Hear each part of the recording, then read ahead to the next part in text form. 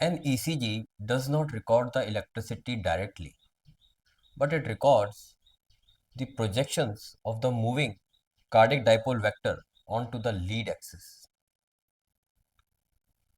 If this statement is not clear to you, this is a chapter for you. Now we are going to connect everything what we have learned till now. Now we will cover our final chapter on basic electrocardiography under the following headings. We will learn two-cell ECG model first to make some concepts clear. Then we will focus on the origin of ECG waveforms, and then we will talk about the normal cardiogram. Now we will recap the knowledge of projections that we have learned in our high school physics. Let's say we have two vectors. This is a lead vector and this is a dipole vector. So what is the projection? Projection is when we drop a perpendicular from dipole vector to the lead vector. So this is the projection of dipole on the lead vector. And as we know, it is given by p cos theta, where theta is the angle between these two vectors. So this is the concept of projection. We can connect this thing to the dot product also. It is nothing but the dot product of lead vector and the dipole vector. Now we can think of two extremes. One extreme is where lead vector is in this direction and dipole vector is also in this direction. So what we got is the positive value, or we can say, as we know, lead is nothing but the orientation of the electrodes. So in voltmeter we got positive values in this case. Another extreme we can say where lead vector is in this direction and dipole vector is in opposite direction. Here voltmeter shows the negative readings because their dot product is negative. In between, when lead vector is in this direction and dipole vector is in this direction, or we can say the lead vector is in this direction and dipole vector is in this direction, we got zero reading in the voltmeter. So this is the basics that we can apply in coming slide. Now we will try to learn the concept of ECG wave formation from a two-cell model. Let's say our heart has only two cells. One cell is does the impulse generation and this impulse is conducted to the another cell. So what we have to do, first of all, we want to capture the electrical activity of these cells. So first of all, we have put an lead. How lead? Let's say this is a voltmeter. This is a voltmeter. And as we know, this is a positive terminal and this is negative terminal. So negative terminal is placed here and positive terminal is placed here. So our lead vector is from negative terminal to positive terminal. So this is our lead. So first of all, we should clear this concept. As we know, this is the lead vector. So this is our lead vector. Now, presently, what is the dipole? As we know, these cells, both cells are polarized. Polarized means they are at the resting membrane potential. Means outside is positive, inside is negative, and both cells are at the same potential. So there is outside charge is positive here and outside charge here is also positive. You have to focus on the outside charge. Okay. So we can say there is no dipole here. There is no dipole because both sides charge are equally distributed. So it is here no dipole. No dipole is formed. So what is the reading here? In this voltmeter, there is zero reading. This is the zero reading. Zero reading. Now moving ahead, let's say cell A got depolarized. So depolarized means inside is positive and outside is negative. Again, lead is in the same direction. And this cell outside positive and inside negative. This cell is still at the polarized state. So what is the dipole? So we can think of this is the negative charge here and positive charge is here. So we can make a dipole in this direction. This is the direction of dipole. Okay. So what should be the voltmeter reading? Initially it was 0, now it should be positive. So we can think of some positive reading at this time. Now what will happen if I put the electrodes in this orientation, and again the dipole is in the same direction, means this is negative, depolarized, and this is still polarized. So dipole is in this direction. This is the direction of dipole. And what is the direction of lead? It means this is negative terminal and this is positive terminal. So lead is from negative side to positive side. This is the direction of lead. Okay. So you can see these are at perpendicular. So the reading in the voltmeter is again 0. Means same cell. The state of the cells are same in previous case and this case, but one voltmeter is showing positive reading.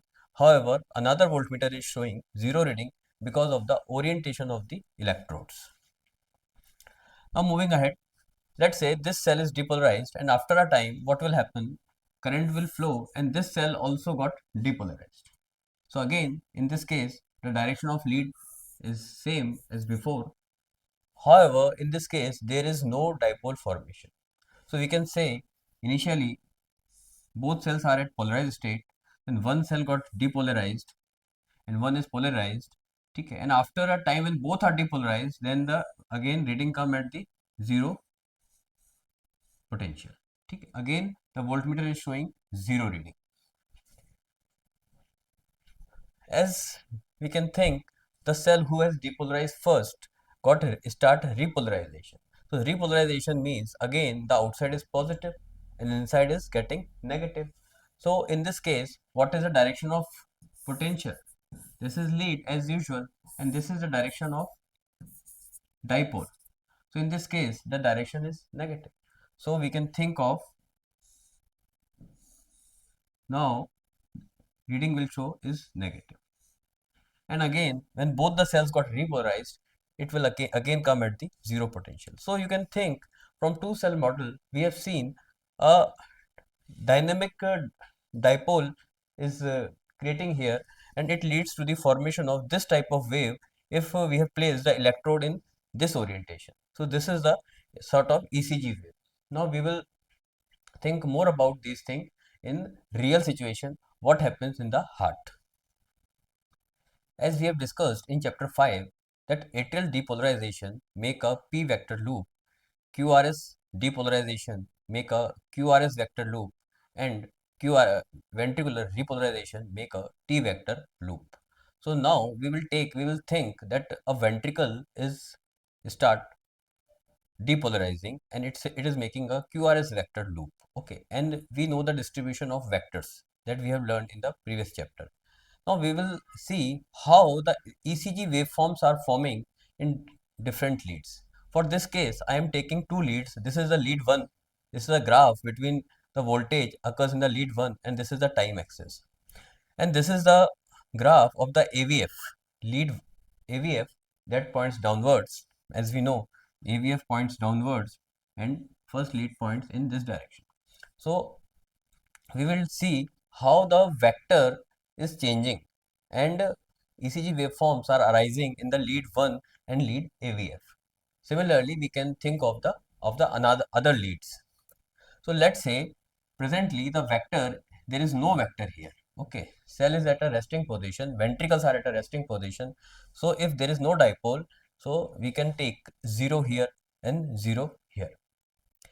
Now after a time, at time point A,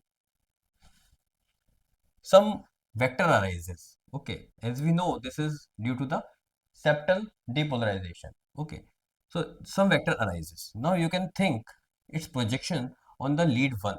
What will be the projections on lead 1? As we know, the projections are here. This is the projection. So this projection is negative. Okay, this projection is negative. So we can think this lead shows a negative value here. Okay, this is a negative value. The same we will think of the projections on the AVF lead. This is the AVF lead and this is a vector. So projections here on this lead are positive because we know AVF is positive downside. So this is positive. So the reading here is this. Here reading is also small. So I take a small reading and negative. So I took downside. Here reading is quite large and it is positive. So I have taken here quite large and it is also positive. Similarly, this vector moves at time point B. What will happen? This vector comes here. So what is the projections on lead 1? On lead 1, because this lead 1 and this vector second B vector at B type vector at time point B are perpendicular. So there is zero reading in the lead 1. So at time point B again I have put the 0 point here. Now what are the readings in AVF? AVF, it is totally positive reading and much more than before. So it is positive reading. You can see point dot red dot here. Moving ahead, let's say at time point C, the vector directs at this point. So what is the projections on lead 1? These are like this.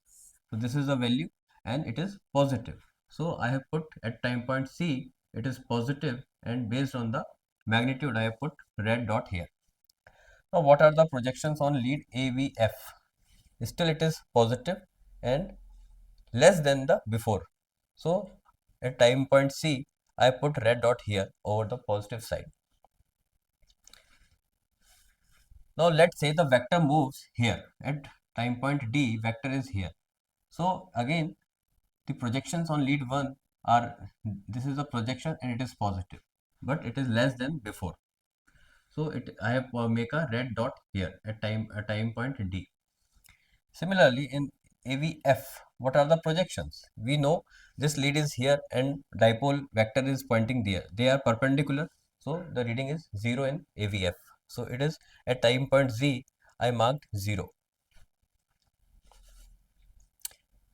Now at time point E, vector directs at this point. So the projections on lead 1 is still small magnitude, but direction is still positive. Okay, so I have put a red dot here at time point E in lead 1. Now what are the projections in lead AVF? This is negative and magnitude is something like this. So at time point E, I have put red dot here. It is negative, and based on the magnitude, I have put red dot here. At time point F, the vector directs here. So what are the readings in the lead 1? As we know, lead 1 is here and this vector, dipole vector points in this direction. Both are perpendicular. So in lead 1, reading is 0. So at time point F, I put red dot at 0. Now what is the reading in AVF? AVF, in AVF reading is negative and of this magnitude. So in AVF, I have put a point here. This is the F point. At time point G, we can see at lead 1, we can draw projections here. This is negative and this is the magnitude. So at time point G, I put a red dot in over here in the negative zone. And in lead AVF, the projections are here. So again, it is negative and based on the magnitude, I put a red point here in the negative axis. At time point H, the whole ventricle comes at a again polarized state. So there is no dipole. So I put point red dot at 0 here and similarly here. So if we just connect, this is just nothing but a QRS vector loop that we have studied in the last chapter. Now, if we connect these points, what will going to happen?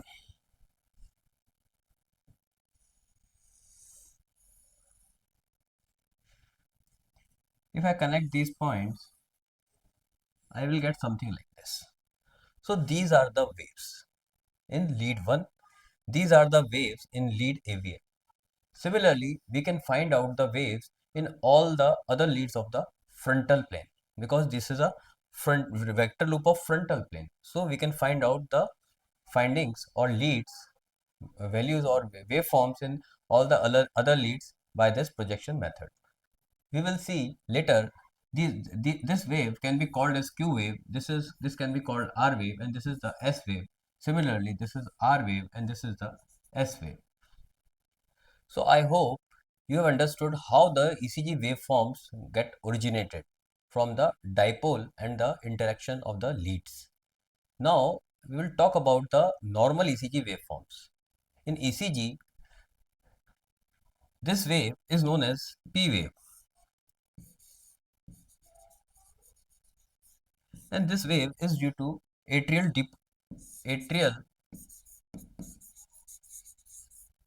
depolarization and repolarization.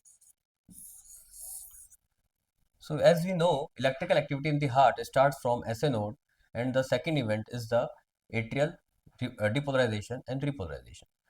Now after this, this is known as, this is a segment. Okay, there is no change in the electrical activity. We will call it a segment. This is known as PR segment. This is known as PR segment. And the reason of this is the AV delay. The reason of this is the AV delay. After this is a complex QRS. This is a complex Q, R and S. This complex is due to ventricular depolarization.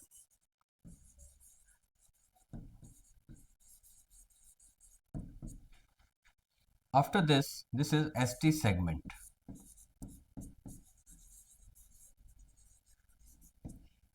During this time, the whole ventricle is depolarized. Ventricle is totally depolarized. So there is no formation of vector. It is totally depolarized. Okay. After this, it is a T wave. This tells us about the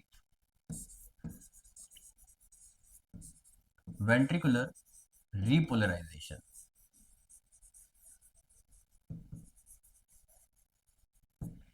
And after T wave, sometimes we got an U wave, not very prominent. And after this is known as the TP segment. TP segment. This is when heart again become polarized in a polarized state. Polarized state.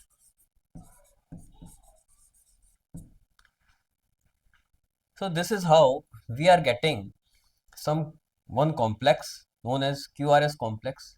This complex have Q wave, R wave and S wave. We have another waves also like P wave and T wave and sometimes U wave. Except this, we have three segments: PR segment, ST segment and TP segment. Okay, in the coming slides, we are going to connect all the waves with the electrical activity that is occurring in the heart.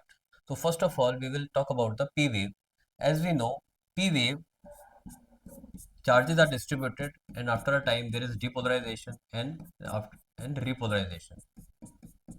So these activity, depolarization and repolarization, will form a P wave loop as we have talked like this. So vectors are moving like this and their projections are seen on the different axes. So what we got is the P wave due to the atrial depolarization and repolarization. Further, then we can think, once the depolarization completed and repolarization completed, the impulse is stayed here. There is an AV delay. AV delay. It means there is no activity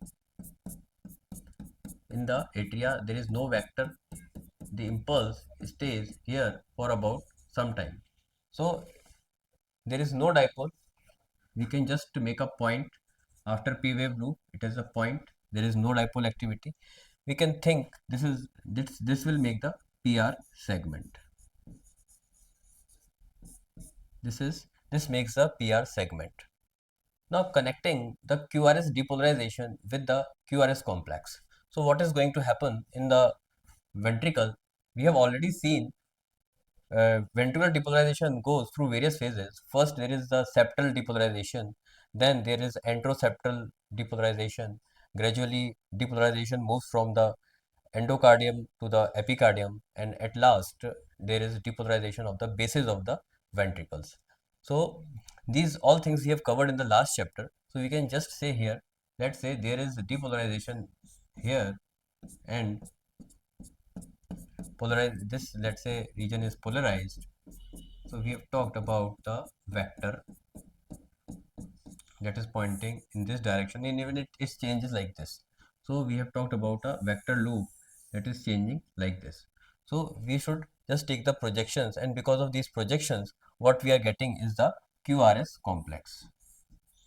Now we are going to discuss some terms.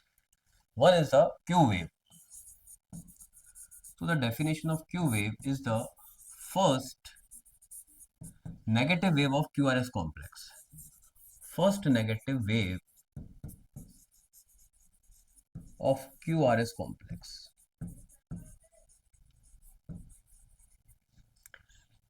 The second wave is the R wave. This is the Q wave, first negative wave. Second wave is the R wave. So what is R wave? R wave is first positive wave of the QRS complex. This is the R wave. Now S wave. The definition of S wave is first positive wave